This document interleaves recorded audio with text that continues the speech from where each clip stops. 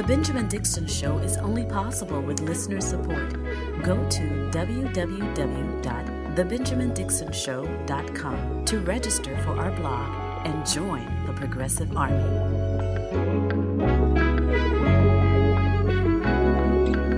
Today is Wednesday, August 31st, 2022. Thank you so much for joining me. I wanted to provide the audience with an update on our campaign for coexistence. It is a push to reject Christian nationalism specifically because of the specific threat that it poses to our democracy. The goal of the campaign is to connect with leaders of faith across the South, particularly the Southeast, and to connect with progressive leaders, unions, organizers, activists, anyone who can understand the unique threat that this new theocratic fascist movement poses. And allow me to correct myself, it's not a new movement, but we are in a resurgence, the renaissance of white supremacy. I consider it to be the death pangs of white supremacy because they are on their last leg. They are standing on nothingness. They're standing on lies and propaganda. And they're standing on the threats. They're standing on violence. If they have anything, they have their violence.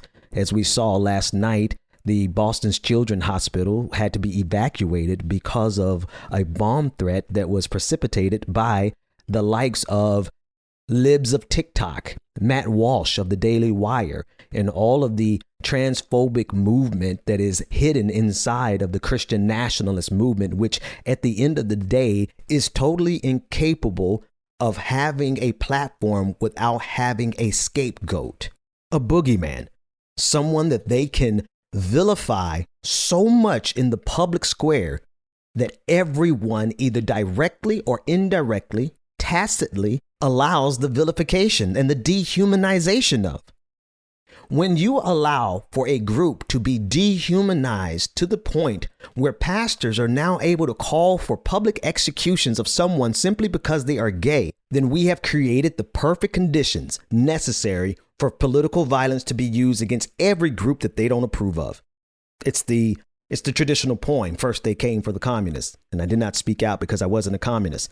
Then they came for the socialists. You know the rest. And so this push, this campaign against Christian nationalism is not against a religion. I'm Christian. It's against a particular sect in our tribe that is utilizing, as historically has been done, the name of Christ to obtain political power and keep their economic power, because this is what it's ultimately about. Christian nationalists have been able to convince themselves, if no one else, that what they're doing is in the name of some type of morality, when at the end of the day, these groups are simply protecting the white male Christian power structure. I want to play a clip of an interview that I did yesterday with Tom Hartman, an old friend, where we discussed this. We discussed Christian nationalism in context of history, but also in terms of their goals, which in regards to whatever they claim they believe as a matter of faith and morality, their actions tell you a totally different story. And their outcomes, well, the Bible says we'll tell a tree by the fruit that it bears. The fruit that they are bearing is the protection of the white Christian male power structure in this country. And that is a phrase that is taken from them, from Bill O'Reilly on Fox News speaking with John McCain. It's very important that I continuously remind you that that is a self-identified power structure in this country. This is not something that I'm labeling them as. This is their self-identification. So I want to play this clip from Tom Hartman for you. And when you come back, I want to talk about two other things.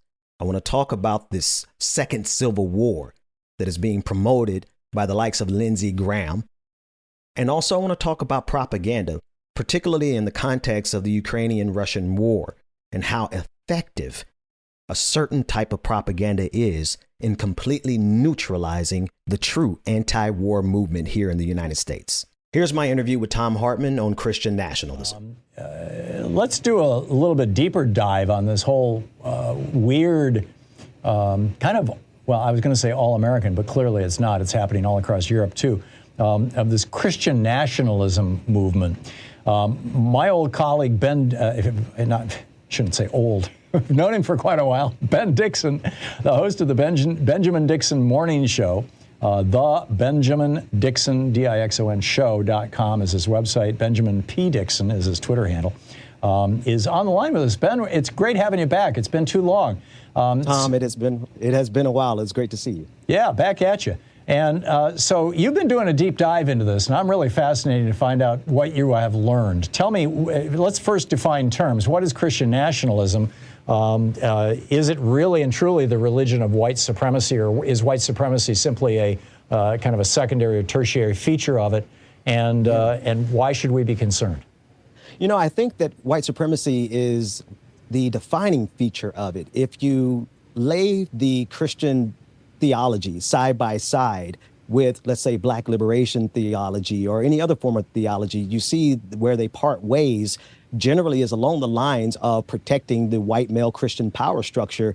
And I get that phrase from Bill O'Reilly, who defined it himself on Fox News, the white male Christian power structure.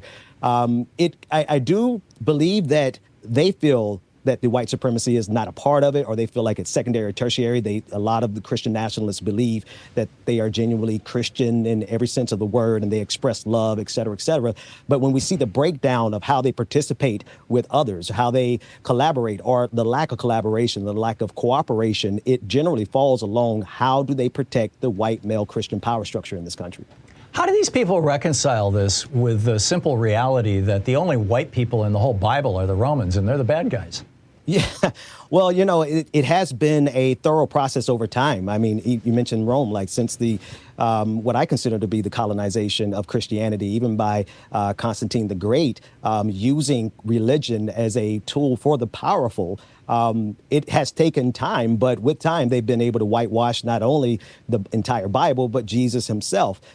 So I don't know if they feel any need to come to terms with it. They have existed. It's almost like being born into a system you don't realize where it came from. In their entire existence, all they've known is a white Jesus. Yeah, it's very true. And you know, I remember growing up, going to church and seeing white Jesus on the walls of the church. And you know, wasn't until I was probably a teenager that it even occurred to me there was anything weird about that.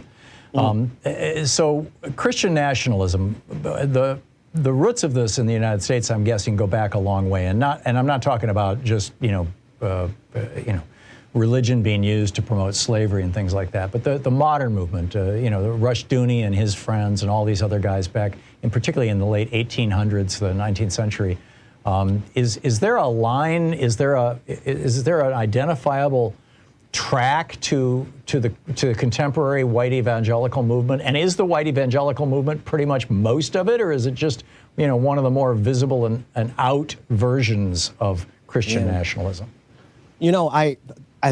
Before I can answer that, I would like to just put here, I wonder how many evangelicals thoroughly identify as a Christian nationalist. That has been brought back into the national conversation because of politicians like Marjorie Taylor Greene.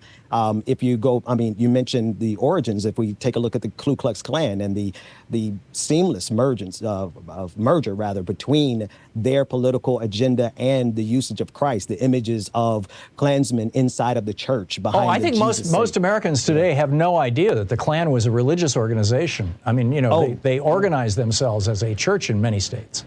Absolutely, absolutely. And we see that type of organization, whether or not they are going to be as vocal about their white supremacy, the white supremacist parts of it. We see that type of organization happening now. I was so amazed to find out that the Trinity Broadcasting Network, which, I grew up in the Christian church. I grew up, I actually have been on TBN so many times, and I hadn't really paid attention, but they have organized a political movement around religious dogma, and it has the same hallmarks. The only question is are they as vocal with their white supremacy? And now, with the resurgence of white supremacy and the likes of Donald Trump and Marjorie Taylor Greene, they are becoming a lot more vocal. To what extent are they taking the position, whether publicly, overtly, explicitly, or whether in code, that what they're all about is just tribe? Hey, this is our tribe, that's their tribe. We just want to be with our own people. That kind of stuff, which I think cleaves more closely to some aspects of human nature, historically, as opposed to the really toxic version of that, which is, this is our tribe, that's their tribe, and their tribe is inferior. Their tribe is bad. Their tribe is not just people who believe weird stuff, but they're worthy of death. Yes. How clear is the separation between those two positions among white evangelicals, and how close is the white evangelical and the Christian nationalist movements, and to what extent are they separate movements? How close are they toward dancing toward that? Yeah, the other tribe is bad, and we're going to not just kick their ass. We're going to try to do everything we can to destroy them. Tom, that is the essential question, and that's why I've been mobilizing against it, because for years, as a Black Christian and Black Christians across this country, we've been able to worship with them. We've had white pastors of Black churches, but now we see particularly, and it's sad that so much was this. It's sad that Donald Trump was such an inflection point in American history, but he certainly was an inflection point for the evangelical church to bring those very detrimental beliefs further forward to the front. I like to think of the Scopes trial, where after the trial, the embarrassment that they got sent them back to the dregs of society. And I see a long arc where now Donald Trump has brought them back into the forefront, and the type of language that is coming from them is very dangerous. They are specifically calling now for people to be executed with whom they disagree. And they're expressly going for more political power so that they can make laws to make someone else's sins punishable by the force of law. And then when you juxtapose that next to the fact that they are unable to even moderate their own selves, right? We see the Southern Baptist Church having this 700 cases of sexual assault being investigated. We see the likes of Jerry Falwell Jr. and the kind of fiasco that he had with his pants unzipped. It's almost like religion and laws for you, and don't worry about what we do. Yeah. Are they reviving the old tropes? I mean, the bell curve kind of stuff? Tom, as I go through these clips, and particularly clips that are provided by Right Wing Watch, I just want to recognize them. As I watch more and more of these clips, the language is becoming as insidious as that. It's becoming very direct.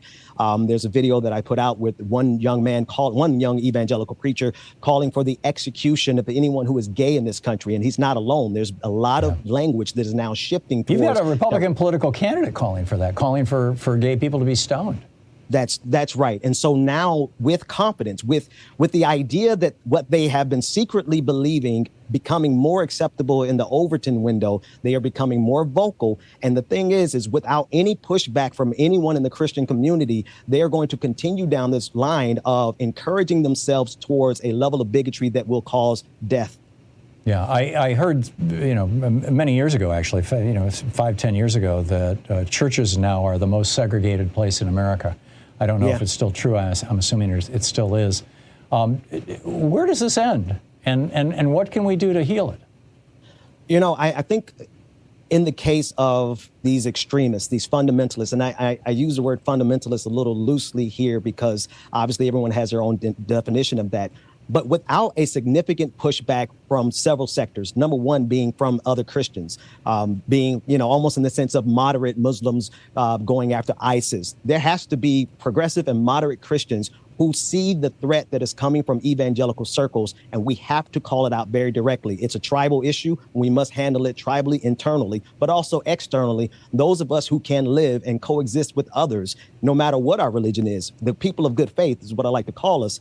If we can unite against these threats and show a model of coexistence where we are free to have worship and free from religion at the same time, that's the only way. That's the only way forward. Yeah, I completely agree. The great Ben Dixon, host of the Benjamin Dixon Morning Show. TheBenjaminDixonShow.com is the website. Check it out if you're not. Special thanks to Tom Hartman for that interview and that opportunity. I'll be speaking a lot more about this issue. When we come back, let's talk about this second Civil War.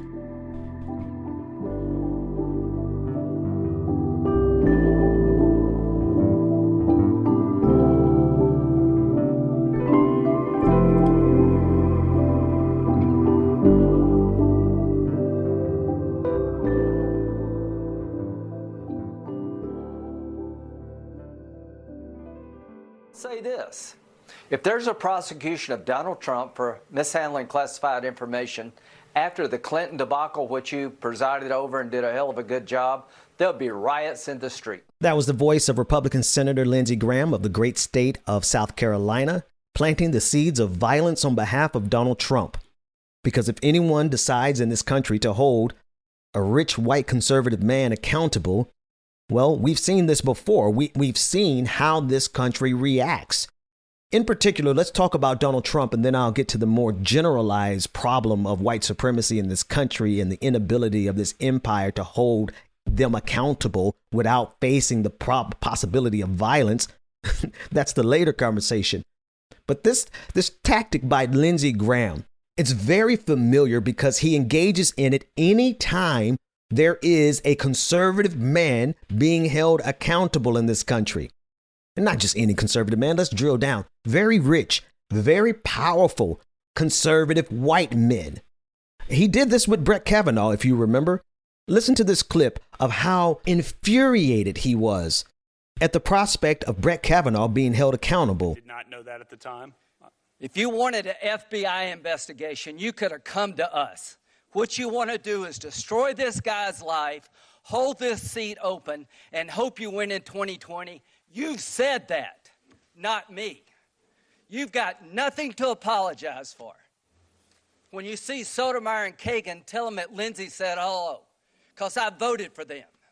I would never do to them what you've done to this guy. This is the most unethical sham since I've been in politics. And if you really wanted to know the truth, you sure as hell wouldn't have done what you've done to this guy. Are you a gang rapist? No. That was Lindsey Graham in an exchange with Brett Kavanaugh during his confirmation hearings. And we see that this is a technique that Lindsey Graham does. He feigns outrage, and he feigns as though any accountability whatsoever that is being brought to his powerful friends is anathema. He's so opposed to it that he's willing to get on television and not only cry, as you can hear in his whimpering voice, but also threaten violence. And so here he is now threatening that there will be violence in the streets if Donald Trump is held accountable. And I don't know if you've been following the reports. I have not covered it because we're busy with so many other things, but I just want to tell you, Donald Trump is going to jail. He has to. Not because I care or I want him to, but simply because this is the height of the arrogance of white supremacy and the privilege of rich conservative men in this country. The power structure in this country is so designed to protect the white male Christian power structure that they don't even know if they can hold a treasonous president who had some of the highest levels of top secret documents in Mar-a-Lago spread out on the floor. And we don't even know if America is really going to hold him accountable. This is the conundrum of white supremacy in this country, a country that was built on white supremacy first and foremost, now finally coming to terms of just exactly what they have been in bed with since its inception. The spoiled, petulant men children who want to protect their ego as much as they want to protect their political and economic power. And the question that the empire is facing right now is whether or not it's going to be willing to crush the threat of white supremacy. The egos of white men who have never been held accountable in this country. White men who have used power, influence, money, and violence to do any number of atrocities, not only here domestically, but internationally. And whereas the empire would rather not even have this conversation because it has taken them far too long to bring any level of accountability to Donald Trump, the crimes are so flagrant now that if they don't hold him accountable, then we have just announced to the international community that you could get away with anything in this country so long as you're a rich white man, conservative man particularly, Christian man particularly, because they always hide behind their Christian nationalism. And as I've said many times before, the American empire is faced with an existential crisis. Whether or not it is willing to hold the rich white conservative men and their ego and their entitlement accountable. And it's very difficult because the systems in place were designed to protect that exact group. But the arrogance, the entitlement, the sheer caucasity of these men, those that drove up to the Capitol on January 6th and marched up the steps to overthrow a government that has been coddling them since 1776. The nerve of them to go and say, we must overthrow a government that has put all of the political and economic power in their hands. Like, how much more do they want? Well, we see very clearly what they want is not only full economic and political control of this country. What they want is to make sure that we don't get nothing. I didn't mean it exactly how I said it. They don't want any other group to get an inch of political or economic power because they see it as a zero-sum game. They firmly believe that any justice on behalf of marginalized groups comes at their expense. Yeah. Well, when you stand in the way of justice for marginalized groups, then of course, yeah, you are the ones we have to move out of the way. And the empire is trying to decide now, what do you do with your spoiled children? What do you do with your spoiled men children? The ones for whom having all of the wealth, all of the political power is not enough. That wasn't enough for Donald Trump to be ostensibly a billionaire and then get elected as president of the United States. He wanted more. In fact, he's calling still. Yesterday, he called for the 2020 election to be overturned. As clear cut of a case as it is, this empire has also not been able to hold a single president accountable. I have to elevate this one more level. It's not just about white conservative men. It's about the presidency itself. Because if we start holding any president accountable, the empire realizes, oh crap, we're going to have to hold other presidents accountable. And so every part of this system has been designed not only to protect the white male Christian power structure, but it's also been designed to protect the political elite. And what do you do when the president of the United States is so flagrant in his crimes that you have no choice but to prosecute him? Well, you roll out apparatchiks like Lindsey Graham to threaten violence. You organize groups. You spend a little bit of money. You get your billionaire class to drop a couple of million to organize groups like the Proud Boys, who are constantly training for the second Civil War. The Boogaloo Boys, the 3%ers. You get them riled up and you make them feel like they are the most oppressed group in this country, despite the fact that they have all the political power, despite the majority of the political power, despite the fact that they have the majority of the wealth in this country. That's not enough. They have to have a scapegoat. They have to have a target to attack, because without a target to attack, everyone will realize they are the ones who are withholding justice. They are the ones who are withholding progress. They are the ones who are stopping us. And of course, they have some complicit people across the Democratic Party. We can discuss that at length. Check out any number of my podcasts. But where we stand right now is that we have a bunch of spoiled men children who like to cosplay as Roman legionnaires out in the streets, preparing for the second Civil War. And inside of the temples of this empire, we have the likes of Lindsey Graham, who's willing to he's not the only one, but he is willing to put out into the public discourse as an elected official that if we hold the former president accountable, there will be violence. Why? Because of Hillary Clinton's emails? That has to be the absolute dumbest reason to go into a second Civil War that I've ever heard. But I digress.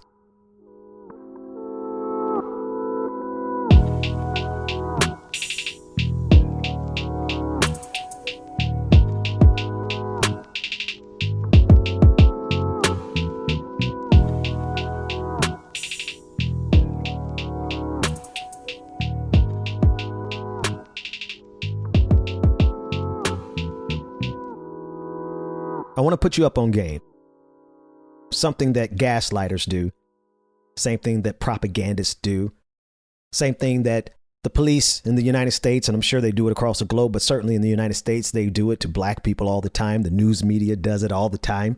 It's a standard tactic, and it's being employed right now with regard to Vladimir Putin's imperialist war in Ukraine.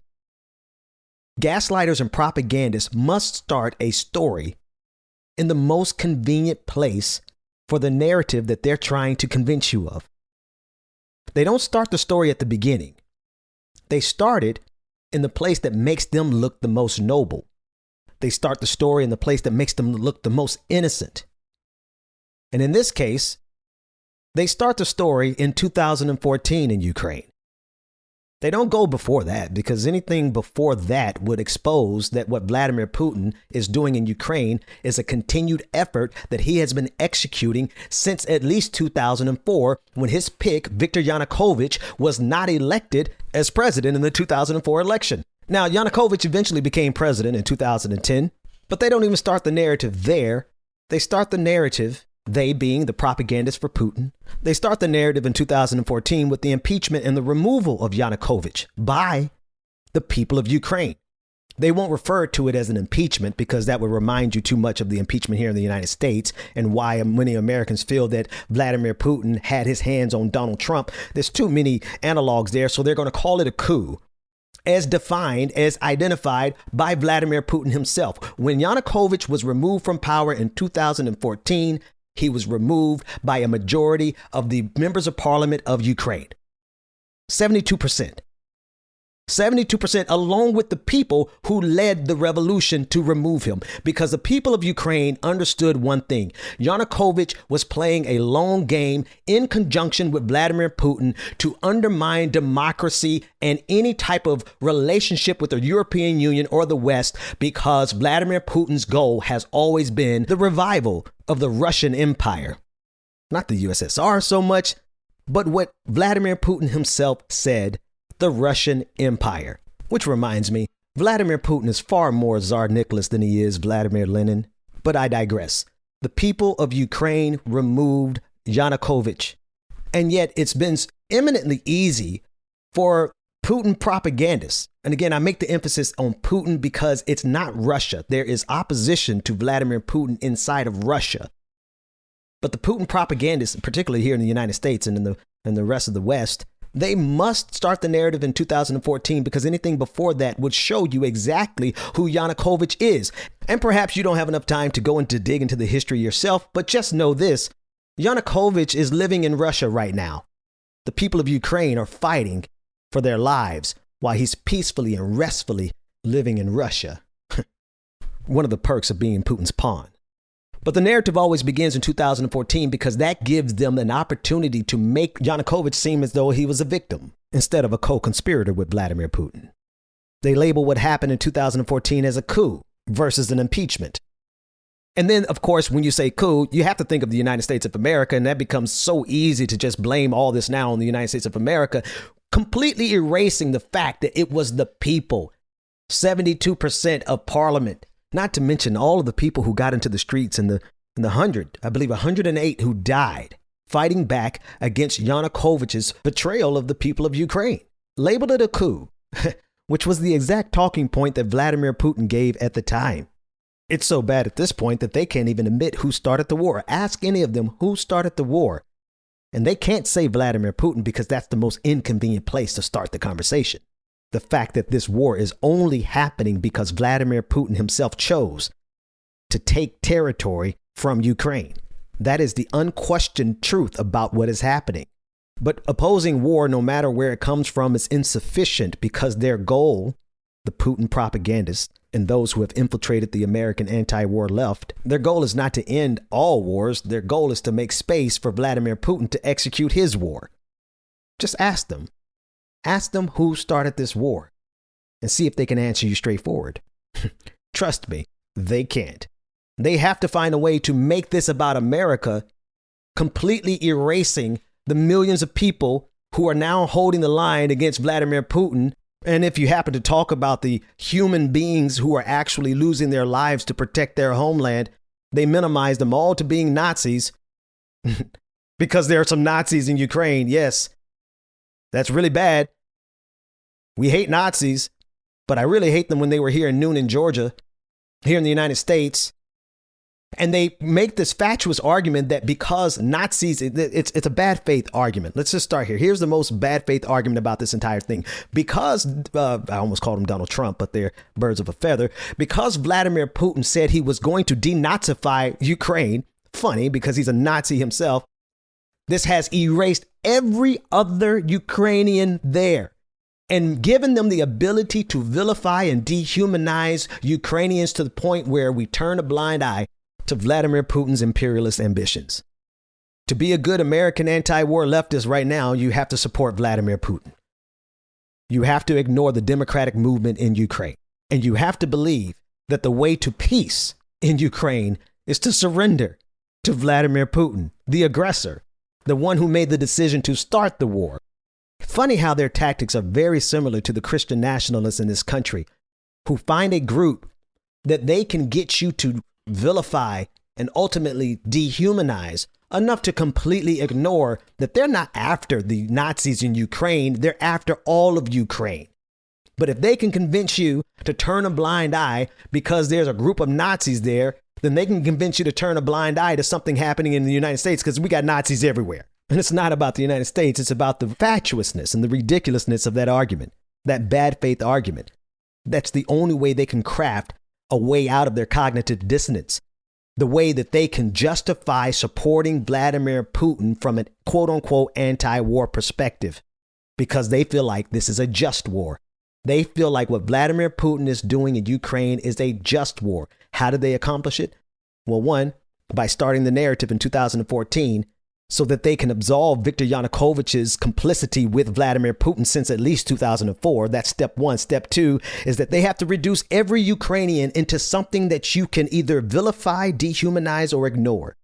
And so you'll see the argument is we shouldn't support Ukraine because Vladimir Putin said he was going to denazify Ukraine. And as we all know, Vladimir Putin is an honorable man who would never use violence, propaganda, or even poison to get rid of his enemies.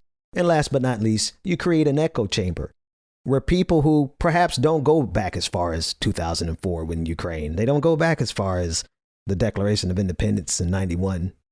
They don't go back to the fact that this was a people's movement. Maybe they don't go back that far, but you create an echo chamber where all their favorite YouTubers and all their favorite podcasters and all their favorite Twitter heads are saying the same thing. They're executing the same strategy. They will not start the narrative at the beginning. They will not give you a holistic picture of what's happening in Ukraine because it would reveal that they are operating in bad faith. Their arguments fall apart, but their echo chamber allows them to be comfortable enough to pass around propaganda long enough for an entire American anti-war movement to not only stand down against Vladimir Putin, but to co-sign his imperialist aggression, a war that he started. The lives of Ukrainians as well as Russian young people taken, all because Vladimir Putin wants to bring back the glory of the Russian Empire, not the USSR. That's why I have to speak out against it, because these arguments float around in our circles for so long until it becomes stuck in the minds of people who perhaps did not have the time to do their own research. So they took their favorite podcaster at their word, or they use shorthand. And I've talked about this international relations shorthand that has been coming from the left for a very long time. It's the international relations shorthand of America bad, and anyone who opposes America, even through proxy, even if they are committing acts of war, even if they are killing people, they must be good. Therefore, Vladimir Putin's push into Ukraine must be good. But they won't say that out loud. They'll just say he's denazifying Ukraine. Watch out for the gaslighters. Watch out for people who can't start the story at the beginning, because starting the story at the beginning would expose that they are the bad guys. Talk to you next time. The Benjamin Dixon Show is only possible with listener support. Go to www.patreon.com/The BPD Show and support The Benjamin Dixon Show. If you like this episode, be sure to share, like, and subscribe.